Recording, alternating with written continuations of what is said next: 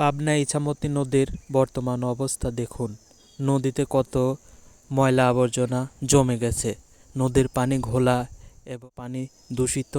আসুন আমরা আমাদের পাবনা জেলার ইছামতি নদীকে নিজেরাই বাঁচাই, নদীতে ময়লা আবর্জনা না ফেলি এবং নদীতে আগাছা পরিষ্কার করে রাখি।